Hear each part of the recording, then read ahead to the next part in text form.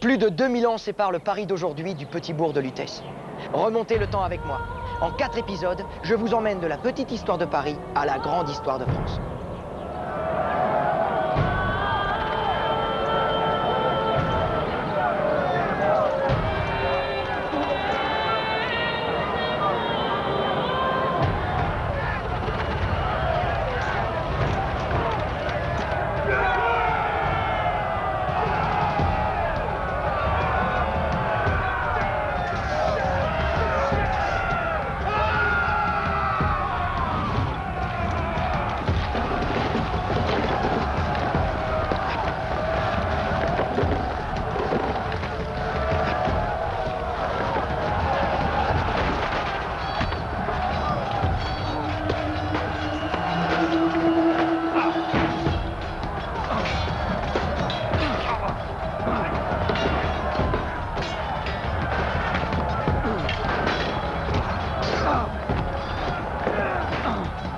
C'est en 52 avant notre ère que les Romains s'attaquent au Parisis.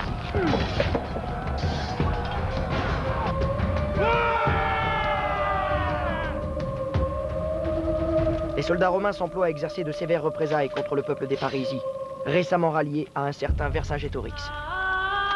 Mais ces légionnaires avancent mal dans les marais. Beaucoup se sont noyés. Les Gaulois, malgré leur improvisation, triomphent.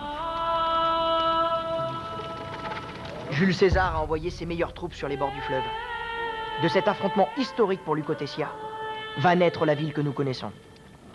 Embarquez avec moi pour cette fabuleuse aventure. Plus de 2000 ans qui ont fait Paris. Pour s'y rendre, rien de plus rapide que le métro. Le métro est une machine extraordinaire pour remonter le temps. C'est aussi une manière formidable de renommer l'histoire. Cité, Philippe Auguste, Châtelet, mais n'allons pas trop vite et remontons aux origines. Au tout début, lorsqu'il n'y avait qu'un fleuve. Un fleuve qui abreuve, qui nourrit et sur lequel on se déplace. Les Parisis, c'est une tribu gauloise venue d'Europe du Nord. En gros, c'est des Celtes installés sur les rives du fleuve. Et ce fleuve, dont on tire tant de bienfaits, il ne peut être qu'une divinité pour nos Gaulois. Aussi, on aime et on vénère la déesse Sequana, la Seine. Mais l'oppidum des Parisis, construit sur les rives de la Seine, était-il véritablement situé à l'emplacement du Paris d'aujourd'hui? Pas si sûr.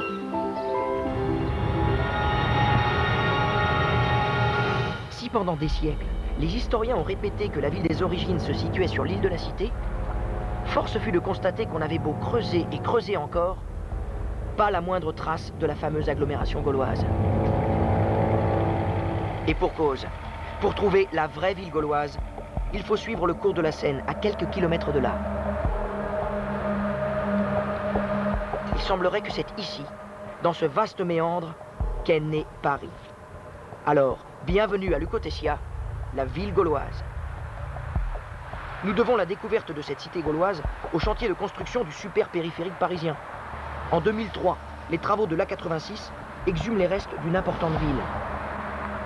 Au milieu des maisons, les archéologues ont identifié un espace vide entouré de fossés et de palissades. La présence d'une broche à rôtir et d'une fourchette à chaudron à cet endroit laisse à penser qu'il s'agissait d'une place réservée aux banquets pris en commun. L'implantation de Lutèce à Nanterre, dans la boucle fluviale de Gennevilliers, qui était bien plus accentuée qu'aujourd'hui, répondait à une double exigence.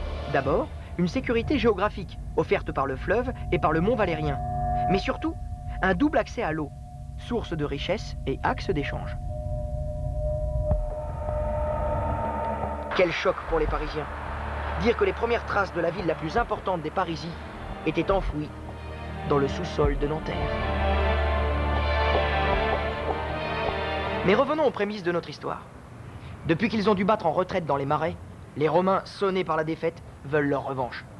Comment oser paraître devant César sans gloire et couvert de honte? Le général Labienus réunit ses officiers et les exhorte au combat. Nul renfort ne peut être espéré. C'est à nous d'écraser les Gaulois, légionnaires. Triompher des barbares pour la gloire de l'Empire. Rome vous couronnera de lauriers.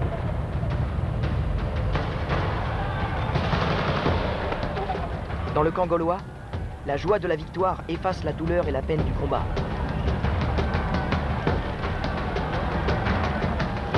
Mais ils ignorent que les Romains galvanisés contournent le marais et préparent une deuxième offensive, s'emparer de la cité et leur obsession. Pour Camulogène, le vieux chef gaulois, Il est impensable de livrer l'oppidum. Comment s'y résoudre, après s'être tant battu pour son indépendance? Mettez le feu à nos 2 ponts sur la Seine. Mettez le feu à vos maisons. Camulogène, le grand militaire, se résout à l'inimaginable.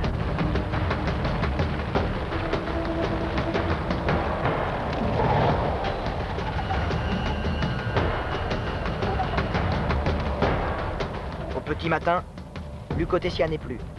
Il ne reste rien, mais la cité reste gauloise, jusqu'à s'y consumer.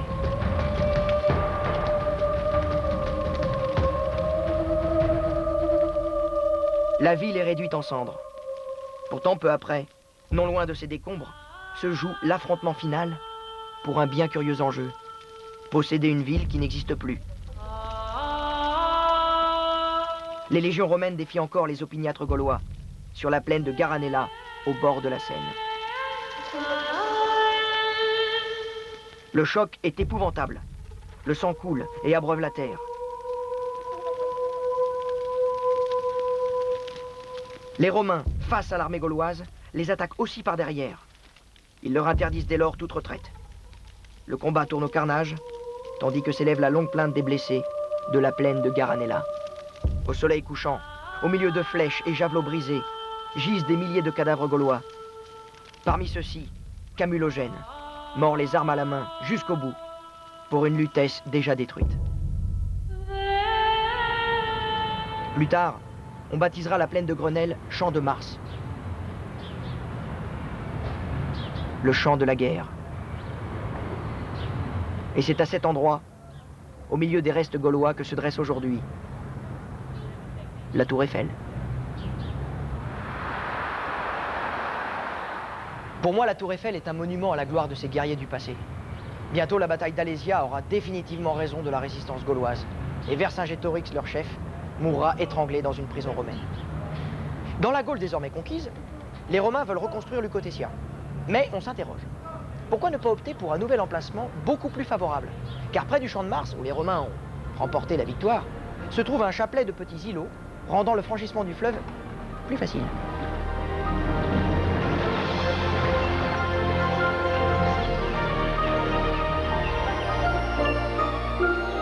Et il se trouve que sur l'îlot principal, protégé par de vastes marécages, se dresse un temple dédié aux dieux gaulois.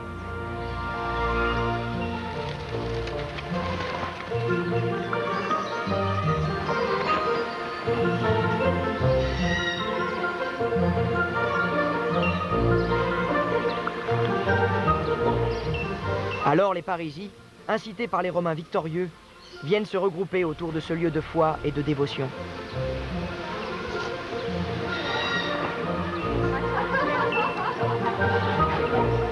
Les îlots, bientôt reliés entre eux par des ponts, dessinent l'ébauche d'une agglomération nouvelle. Ce ne sera plus Lucotecia, agglomération gauloise, mais Lutèce, ville gallo-romaine. Elle émerge, lentement, de cette langue de terre perdue au milieu des eaux, qui sera un jour l'île de la cité.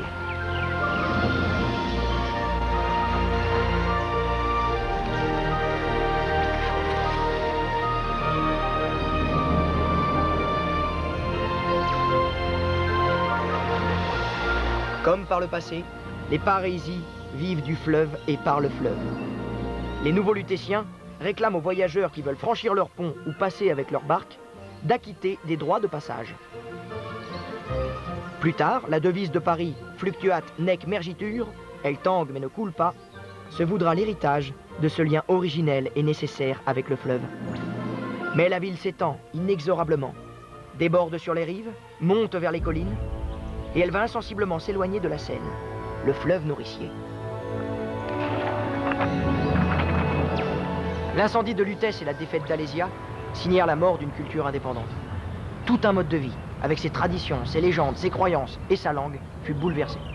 Et une autre langue, une autre culture, allait naître de cette coexistence forcée entre Gaulois et Romains. Un jour, la France émergera de cette mixité. Pour les Gaulois, un monde nouveau apparaît au IIe siècle. Un monde apaisé. Nous entrons dans la plus longue période de paix qu'ait connue Paris, près de 300 ans. Et la ville qui se construit avec les Parisis est façonnée par le génie romain. Les Gaulois occupent les îlots posés sur la Seine, Les Romains occupent la rive gauche. Ils ont le regard fixé vers le sud. Et cette place d'Italie se situe sur la route qui mène à Rome. C'est la Via Romana. La Via Romana relie la Gaule à Rome en passant par Lyon. Et cette route des Romains, des Italiens, deviendra à cet endroit la place d'Italie.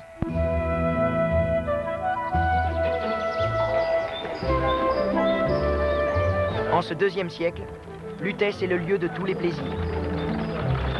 La ville est devenue un carrefour d'échanges économiques et culturels entre Rome et les Gaulois. On s'y amuse, on s'y distrait. À Lutèce, la concrétisation du changement se marque dans la pierre. Le siècle qui s'ouvre présente une ère inattendue de paix, de conciliation et de construction. Et le voyageur a immédiatement le regard attiré par une construction gigantesque. L'amphithéâtre. Dressé sur le plat, entre la colline et le fleuve, un peu à l'écart de la ville, il offre un visuel étonnant à tout spectateur. Il suffit de franchir l'une des deux larges entrées pour s'en faire une idée.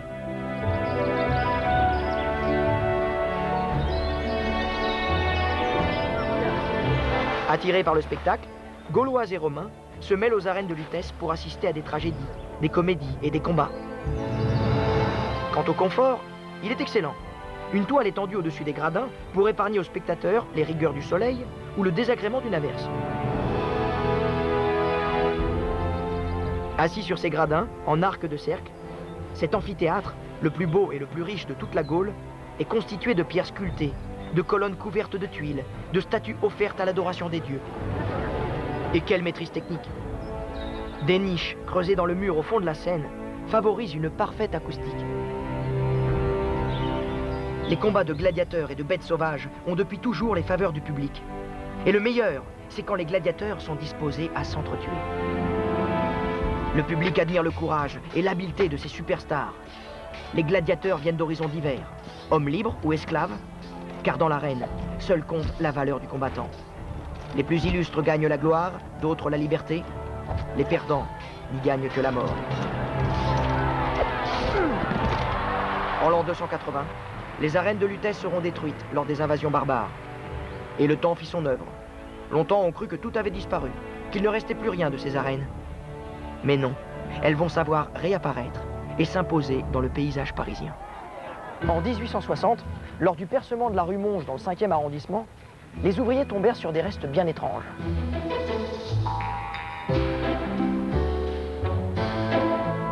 Ils mirent au jour d'antiques travaux de maçonnerie. Quelques années plus tard, des recherches s'étendent plus au sud, sur un terrain que la Compagnie Générale des Omnibus destine à la construction d'un dépôt de tramway. Et les fouilles vont révéler les arènes de Lutèce.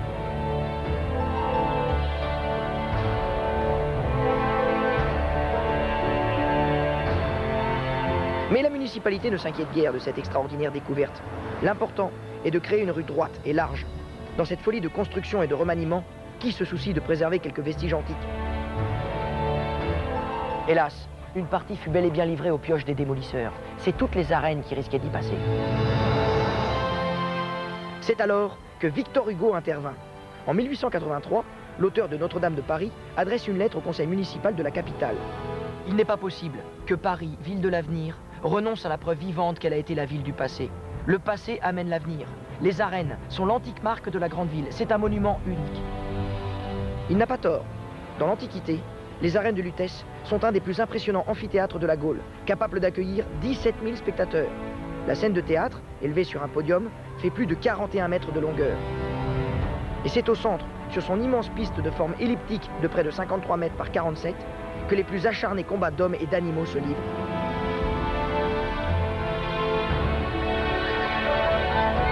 Aussi Victor Hugo conclut ainsi. Le conseil municipal qui les détruirait se détruirait en quelque sorte lui-même. Conservez les arènes de Lutèce. Conservez-les à tout prix. Le maître avait parlé. Le conseil municipal vota les crédits nécessaires pour l'aménagement d'un square dans les arènes. Et la promenade fut ouverte au public en 1896. À Lutèce, les Gaulois changent de costume et de coutume pour adopter les mœurs des vainqueurs. Dans le même temps, ils abandonnent leur frêle hutte au toit de paille qui les protégeait dans leur ancien oppidum. Car dans la nouvelle Lutèce, on construit solidement, richement parfois. Et les Gaulois ne veulent pas laisser les Romains construire seuls la nouvelle ville, bien au contraire. Ils participent activement à la construction des plus beaux monuments. Finalement, voilà les Gaulois qui se romanisent, par le fait qu'ils n'habitent plus dans un oppidum dans lequel on se regroupe provisoirement par nécessité, mais dans une ville dans laquelle on se fixe définitivement. On se sédentarise à la romaine.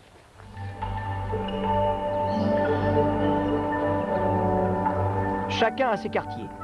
Les Gaulois habitent sur l'île de la Cité, les Romains sur la rive gauche. Mais tous se retrouvent dans les lieux de détente et de divertissement qui sont communs. Romains et Gaulois courent aux thermes. Ah, les thermes, quintessence du luxe et du confort. L'établissement de bain le plus important date de la fin du IIe siècle. Il s'agit des thermes de Cluny que nous pouvons encore admirer. Ces thermes d'influence romaine portent néanmoins l'empreinte gauloise. Et comme l'édifice a défié le temps, il suffit d'y regarder de près.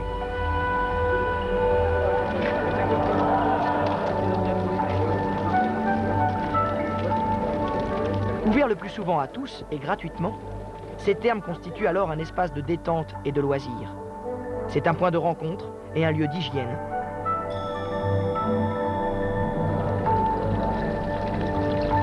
Le bain pour les Romains est une nécessité, un luxe que nul ne peut se refuser, quelle que soit sa condition sociale.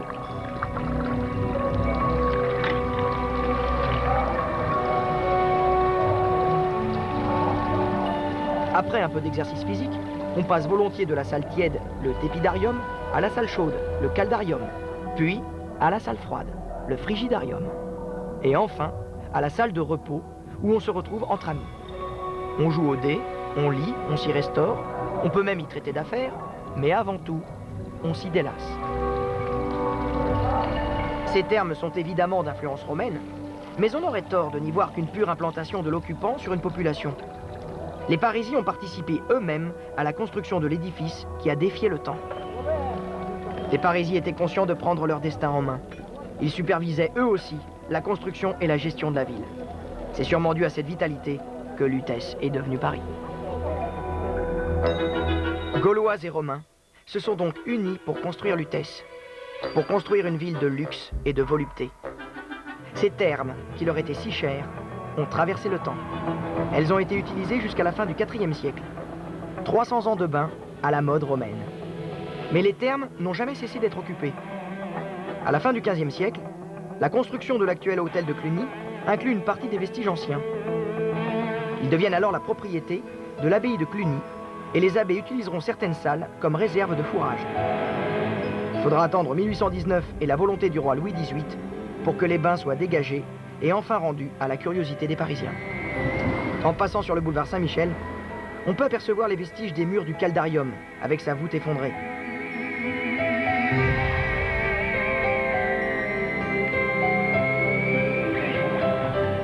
Pénétrons maintenant dans le frigidarium. La fresque en hommage à la corporation des Nautes nous observe. Ce frigidarium forme un espace en forme de T qui se déploie sur une superficie d'environ 250 mètres carrés et semble dominé par une voûte qui culmine à 14 mètres. C'est grand, c'est confortable, c'est impressionnant, c'est à la romaine. Les restaurations menées au début des années 2000 ont permis de mieux connaître les lieux. On a ainsi pu comprendre les jeux de lumière et les agencements de couleurs. Les sous-sols nous font entrer dans les coulisses. C'est ici l'envers du décor. La machinerie de ce théâtre d'eau avec ses réseaux hydrauliques et ses égouts. Et puis, après avoir goûté au charme des thermes, les Lutétiens remontent un peu plus haut et gravissent notre montagne Sainte-Geneviève. Ils pénètrent alors dans le Forum, centre vivant et animé de la ville gallo-romaine. Il s'agit d'une vaste esplanade entourée d'un portique à colonnes. Le mur d'enceinte est bordé sur deux côtés par une galerie couverte sous laquelle se succèdent des boutiques. Et les Lutétiennes qui n'ont pas changé viennent ici faire du shopping. Le Forum est aussi un espace public. Il sert à des cérémonies officielles et religieuses. Et l'on aime s'y retrouver. Sa place de 60 mètres de long s'y prête bien. Elle est en plus bien située, proche du temple comme des tribunaux. Quant au Forum, il subira, hélas, les exigences des hommes et des époques. Son souvenir repose aujourd'hui au 61 boulevard Saint-Michel, dans l'accès au parking Vinci. Un morceau du mur d'enceinte de ce forum a été conservé. Maigre consolation. Sur l'île de la Cité, l'extension de l'agglomération est limitée. Sur la rive gauche, en revanche, on peut gagner de l'espace. La voie principale est le Cardo Maximus, qui traverse la ville du nord au sud. C'est le nerf de l'agglomération, sa colonne vertébrale. Tout ce qui va à Lutèce passe par le Cardo, tout ce qui part de Lutèce passe par le Cardo.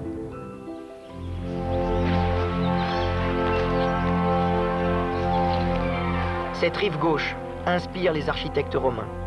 Ils se lancent dans l'aventure avec enthousiasme. Ici, on travaille la pierre avec talent.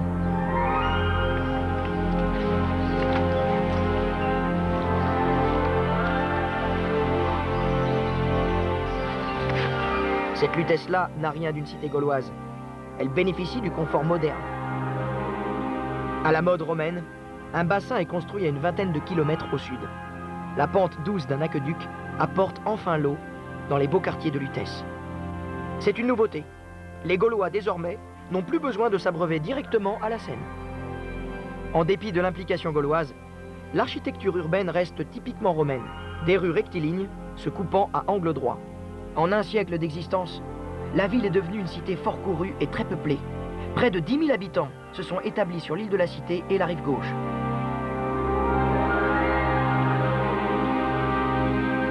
Sur la rive droite, en revanche, il n'y a pas grand-chose. Tout au loin, sur une colline qui sera notre futur Montmartre, se dresse un petit temple et quelques modestes habitations placées sous la protection des dieux. Les barbares vont-ils observer de loin cette opulence? Les dieux romains et gaulois pourront-ils longtemps résister à une petite secte très virulente qui veut imposer une foi nouvelle?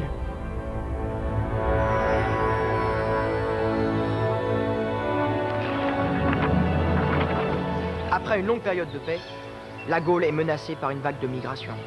L'Empire romain entre dans une période troublée.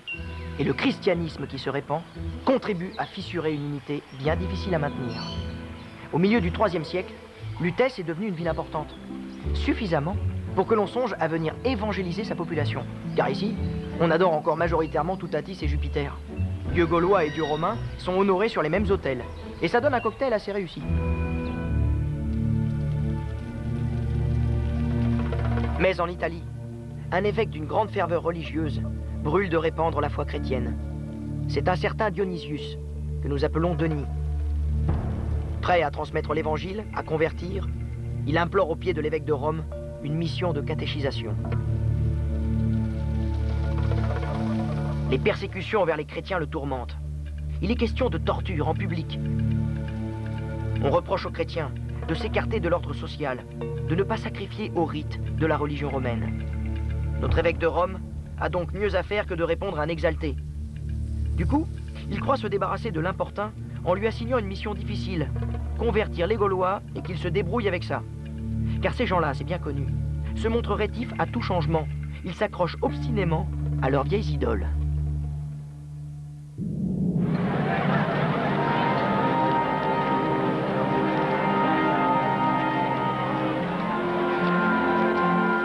Motivé, Denis et deux compagnons entrent à Lutèce vers 250. Ils restent effarés par ce qu'ils voient. Un peuple qui s'abandonne au plaisir et honore de faux dieux. Ils offrent même des sacrifices d'animaux à des statues de pierre.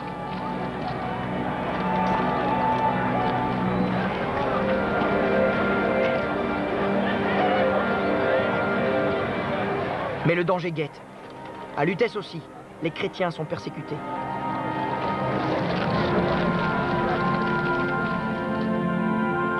Une petite voie droite du 5e arrondissement.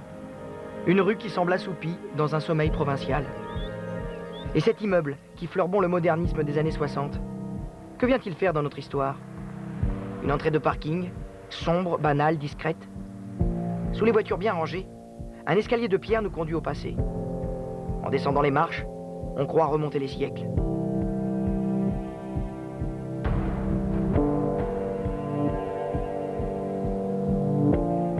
Et nous pénétrons dans la première cathédrale de Paris.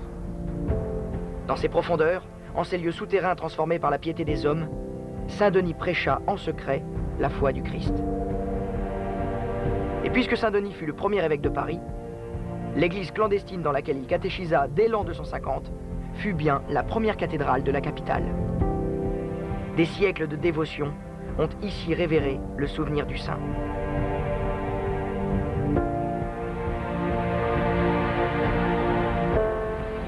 Au tout début du XXe siècle, des religieuses priaient encore sur l'autel maintenant abandonné. Mais la statue du saint décapité reste encore témoin muet de la dévotion qui imprégna cet endroit. Le principe d'un Dieu unique et la pratique d'un culte simple séduisaient d'autant plus que la foi chrétienne offrait la perspective d'un salut dans l'au-delà, bien meilleur après la mort. Et c'est dans l'obscurité de cette cave que s'est bâtie au IIIe siècle une partie de l'avenir du christianisme. Imaginez, autour de Denis, des familles gauloises et romaines regroupées, tremblantes. Elles se sont résolues au baptême secret, malgré les menaces réelles de persécution.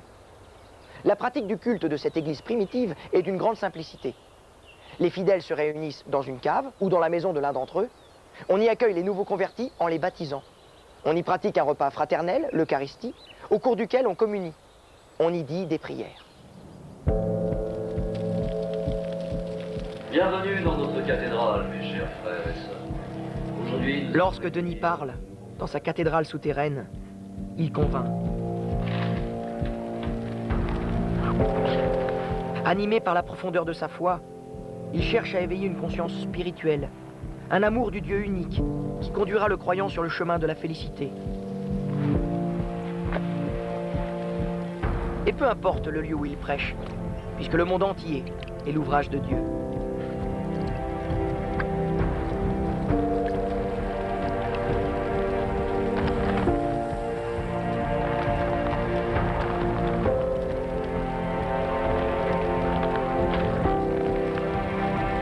Par ce baptême, ces hommes et ces femmes vont rejoindre la famille de Dieu. Ils entrent dans la communauté chrétienne.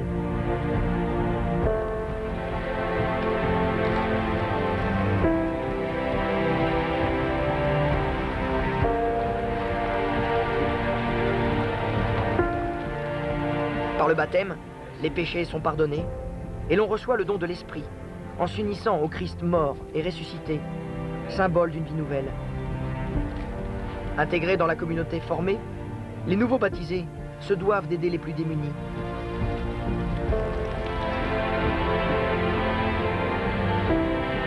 À cet endroit, une basilique s'élèvera, puis un village qui portera le nom de notre saint, Denis. Le chemin emprunté par Saint-Denis s'appellera la rue des Martyrs, et la colline où il a trépassé est devenue le mont des Martyrs, autrement dit, Montmartre.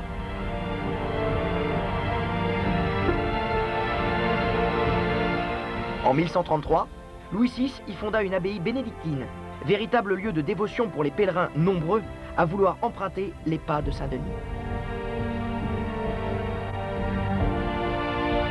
L'abbaye, hélas, fut saccagée pendant la Révolution et les nouveaux persécuteurs s'en prirent à leur tour à la dernière mère supérieure qui n'avait pu s'enfuir. À la fin du IIIe siècle, l'Empire romain s'est fragilisé aux frontières. Sur les bords de la Seine, des hordes de barbares germains déferlent. La partie de Lutèce étendue plus amplement sur la rive gauche en fait une cible de choix. Le quartier est trop excentré et trop exposé. La ville se recroqueville sur l'île de la Cité, déjà protégée naturellement par le fleuve. Et on décide qu'elle saura l'être encore mieux si on y ajoute une enceinte fortifiée. On traîne de lourds blocs de pierre. Tout élément est bon à s'intégrer au rempart impressionnant qui enserre Lutèce.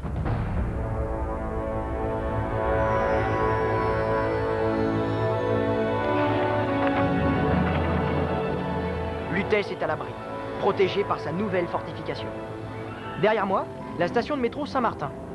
Eh oui, Saint-Martin, une station de métro, en fait pas vraiment. Elle est fermée depuis 1939.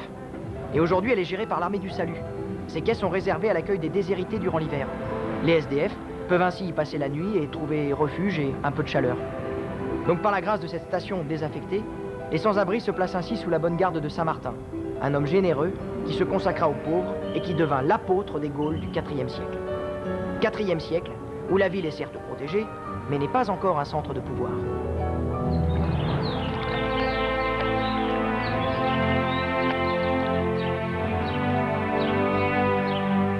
Une fois la Lutèce romaine dévastée sur sa rive gauche par les barbares qui se succèdent, on se demande, Que va devenir la ville? Va-t-elle finir par disparaître, trop faible pour résister? Mais non. À la pointe extrême de l'île de la Cité, une villa romaine se dresse comme un rempart. Un morceau d'Italie posé au cœur de la Gaule.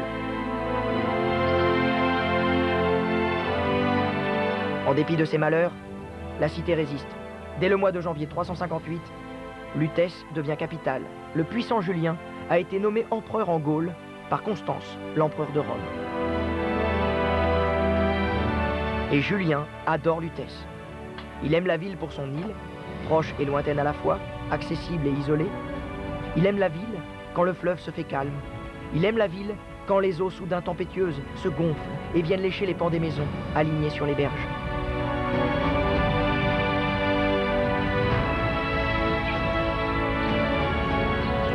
Il aime aussi la ville quand il se balade à travers ses ruelles, quand les échoppes laissent déborder leurs grappes de jambon, de boudin, de têtes de porc.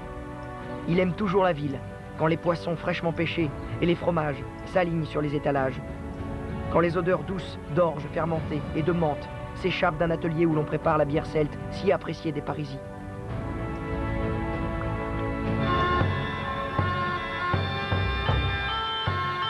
Son pouvoir, Julien l'exerce depuis son palais de l'île de la Cité. Lutèce devient le centre du pouvoir. D'ici sont régentés de vastes territoires, de la Bretagne au nord et jusqu'à l'Espagne au sud. Entre batailles et expéditions, Julien vient se reposer à Lutèce.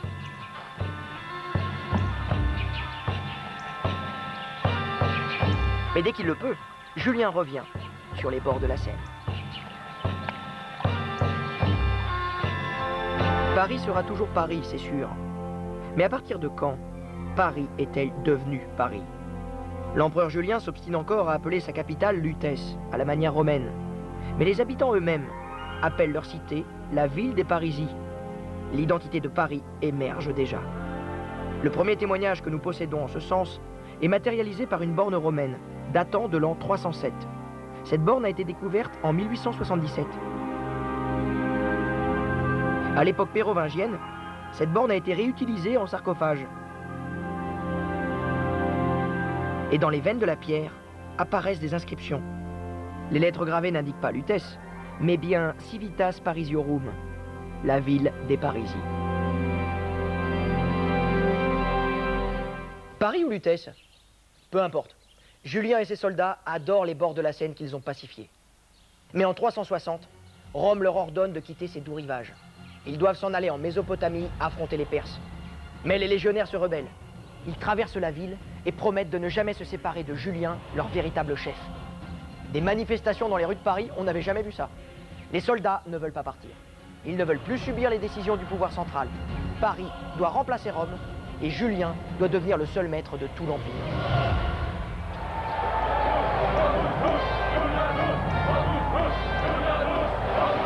Julien Auguste. Par ce cri unanime, les soldats réclament Julien comme unique empereur. Bon administrateur et fin stratège, il a fait ses preuves au combat en repoussant les barbares. Devant tant de qualités, les légionnaires le reconnaissent comme seul chef légitime. Il doit emporter les attributs. Aussi demande-t-il à l'élu de ceindre le diadème. Mais quel diadème? Il faut le sacrer empereur à la place de l'empereur. J'ai cette plaque dorée qui embellissait le harnais de mon cheval. La voulez-vous? L'ornement d'un canasson, même en or, lui paraît indigne de sa grandeur.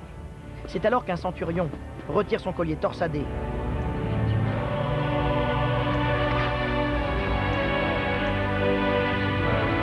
Et le pose d'autorité sur le front de Julien.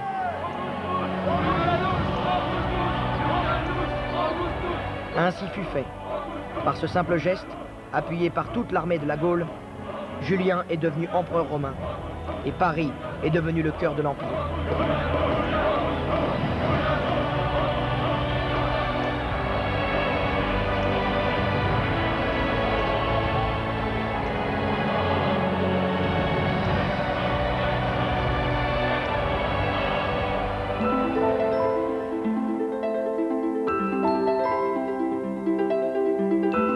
De la résidence de Julien, il ne reste rien.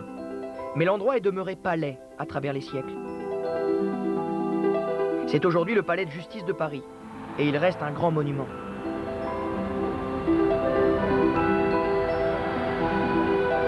Tout comme la majorité de l'île, nous devons l'aspect du bâtiment actuel aux travaux du baron Haussmann dans la seconde moitié du 19e siècle. Mais avant cela, sous les Francs, le palais est devenu résidence royale.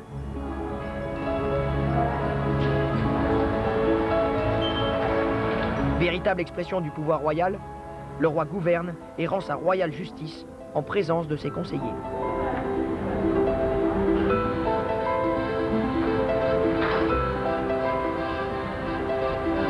Et plus tard, Saint-Louis, réputé pour sa piété, ajoute au palais en 1248 la Sainte-Chapelle. Pour en revenir à notre empereur Julien, il n'a pas tellement eu l'occasion de profiter de son beau palais. Touché au foie par un javelot au cours d'une expédition contre les Perses, il meurt à l'âge de 31 ans, bien loin de sa chère Lutèce.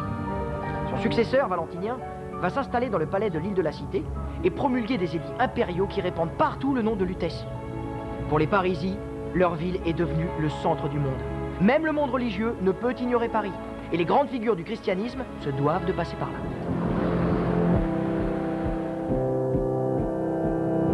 Et c'est ainsi que durant l'hiver 385, Martin, évêque de Tours, s'arrête à Paris. Dans une Gaule qui a adopté le christianisme, l'ami des pauvres est un personnage important. Marqué par une vocation chrétienne dès son jeune âge, Martin de Tours est entré dans l'armée sans envie. Mais même en garnison, on peut servir le Christ. Il offre sa solde aux démunis, partage son chaud manteau avec un malheureux.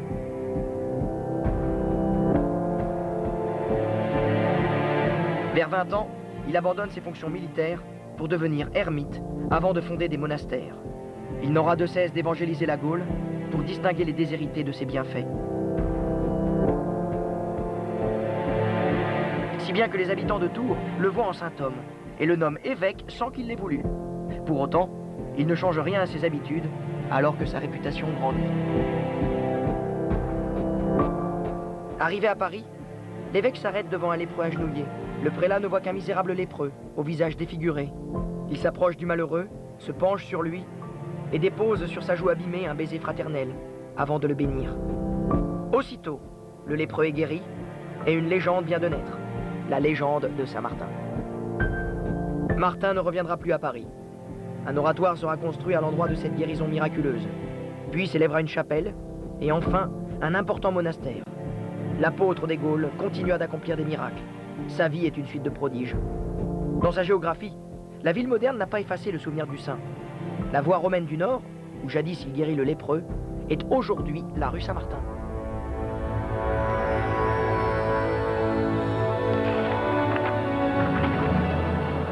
Nous voici enfin sur la rive droite, à la station Louvre-Rivoli, et nous quittons le monde romain pour entrer dans l'ère des Francs.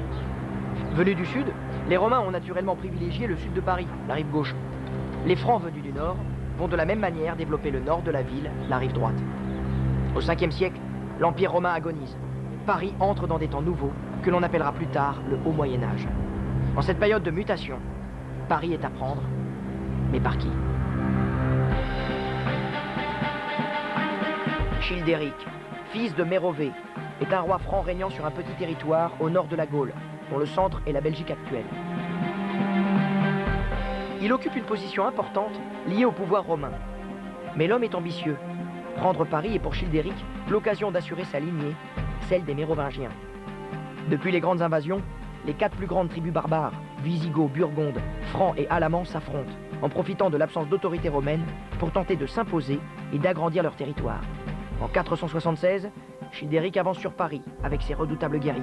On tremble en répétant son nom, Childéric, qui signifie en francique « puissant à la guerre ». Avec ses hommes, le roi franc campe autour de la ville. Cet affrontement silencieux dure 10 ans. Childéric installe son camp retranché sur la rive droite de la Seine.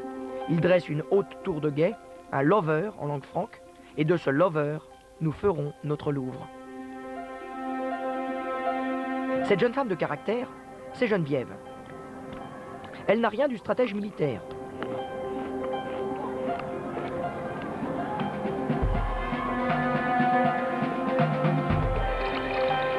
Issue d'une grande famille gallo-romaine, c'est une humble chrétienne, abîmée dans une foi parfaite.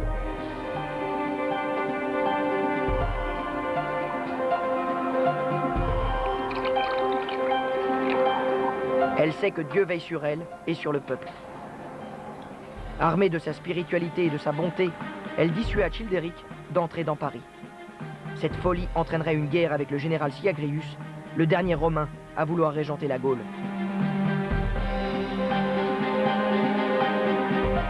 Désormais, les Parisiens mettent toute leur confiance en Geneviève, celle qui a réussi à les protéger.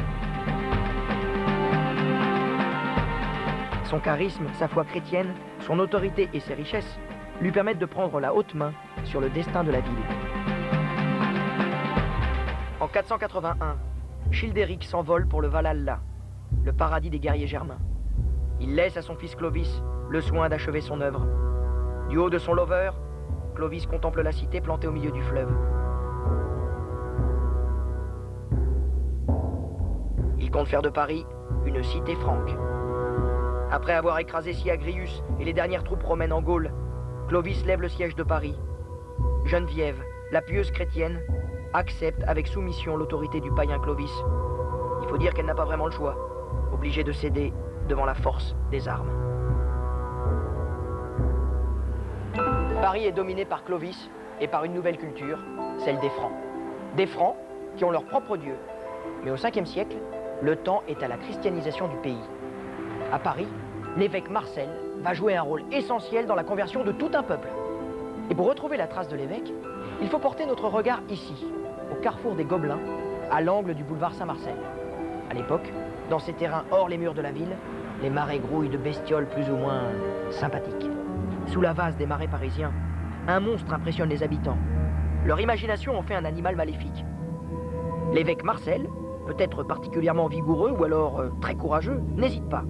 Pour démontrer la puissance du dieu unique, il assène 2 beaux coups de crosse sur la tête de la bête mystérieuse. Le monstre devient alors pour la légende pieuse un authentique dragon. Les païens, soulagés par le miracle accompli par Marcel, lui en attribuent généreusement d'autres et se convertissent volontiers, tant il a su être proche des petites gens.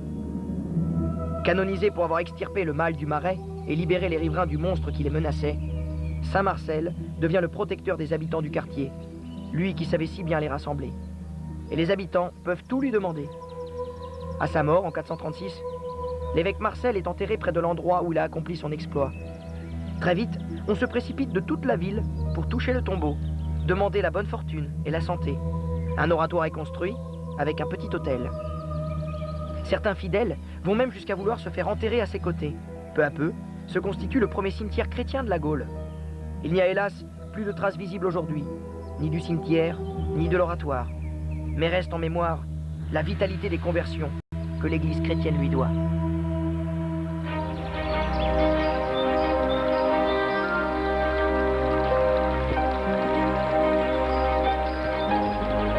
Clotilde, reine des Francs, se confesse et prie. Elle veut offrir à son païen de mari l'exemple d'une parfaite dévote. Elle trouvera satisfaction. D'abord, exhorté quotidiennement, Clovis finit par renoncer au panthéon des dieux germaniques. Et puis, satisfaction pour l'éternité, en vertu de son acharnement chrétien, Clotilde est canonisée. La reine devient sainte.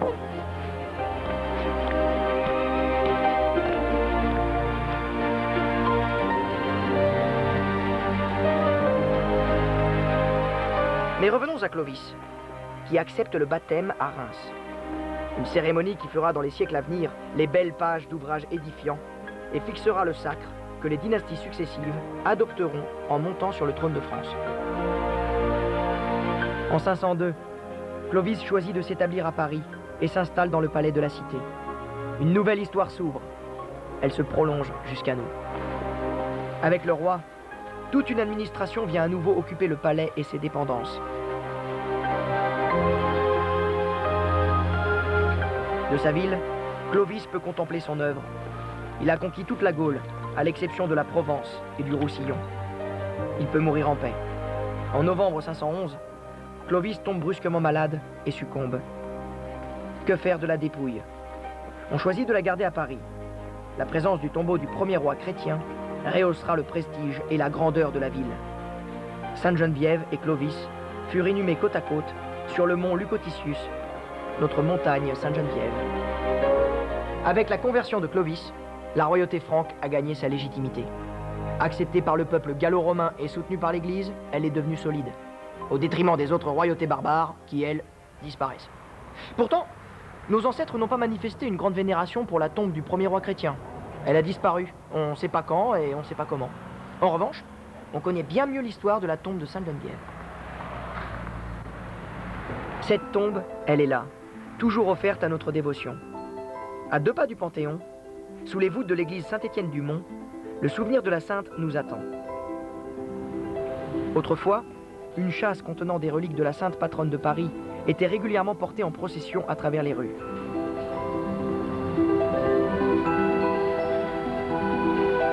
Le reliquaire fut hélas détruit en 1793 et les restes de la sainte brûlés en place de Grève. Le Moniteur, journal révolutionnaire, dans son édition du 15 Brumaire en 2, rapporte ainsi l'événement. Le transit de la patronne des Parisiens s'est opéré avec beaucoup de tranquillité et sans miracle par le comité révolutionnaire de la section de cette sainte docile. Le sarcophage de pierre, qui avait recueilli le corps de Geneviève, échappa à la fureur révolutionnaire.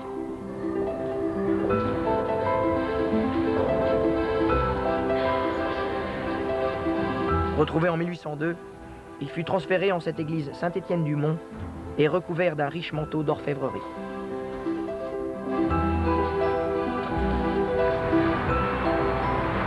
Que nous reste-t-il de Clovis aujourd'hui? Cette tour, dite Clovis, insérée dans le lycée Henri IV, fut autrefois un clocher. Nous avons devant les yeux le plus ancien vestige des transformations successives de l'église érigée par le premier roi chrétien franc. Clovis n'a pas connu ces pierres, c'est vrai, mais la base du monument, de style roman, remonte quand même au XIe siècle. Cette tour de 45 mètres de haut dominait alors l'abbaye Sainte-Geneviève. Une abbaye qui n'a pas disparu tout à fait. Les longues galeries, le cloître et quelques bâtiments ont été conservés pour devenir l'un des plus prestigieux lycées de tout l'Hexagone. Au-dessus des arcades se trouvaient les dortoirs des novices. En dessous était aménagée une nécropole où l'on enterrait les moines après une vie d'austérité et de renoncement. La tombe de Sainte-Geneviève et celle de Clovis se trouvaient approximativement sous l'entrée actuelle du lycée. Rêvons un peu. Un jour, des archéologues audacieux et chanceux retrouveront peut-être la tombe du premier roi chrétien franc qui repose en ces lieux depuis 1500 ans. Sur la rive gauche, un enchevêtrement de ruelles conduit au forum, aux thermes et aux arènes, devenus inutiles en ce 5e siècle. Les vestiges romains se dégradent lentement dans l'indifférence générale. En revanche, de nombreuses églises, monastères, oratoires et sanctuaires se sont élevés sur l'île de la Cité et partout sur les 2 rives du fleuve. Paris se fait chrétienne, et avec ostentation. En 500 ans, la petite ville gallo-romaine est devenue une cité importante et une capitale. Un roi s'est installé sur l'île de la Cité. Lutèce est devenue Paris. Si les empires passent, Paris reste. Clovis a conquis quasiment toute la Gaule, le pays prend forme, ce sera bientôt la France. Ce qui semble une conclusion est au contraire le commencement de temps nouveau, plus inquiétant, mais plus exaltant encore. L'aventure de Paris ne fait que commencer. Demain, c'est Paris que les puissants convoiteront.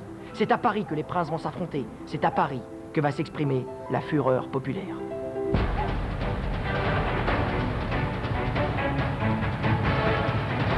Dans le prochain épisode, nous découvrirons la ville mérovingienne. Nous assisterons au miracle de Sainte-Geneviève. Nous verrons le sacre de Pépin, la fondation des premières églises et des premières grandes abbayes, en passant par Saint-Germain, Saint-Denis ou Notre-Dame. Et enfin, nous assisterons les Parisiens dans leur résistance face aux Vikings.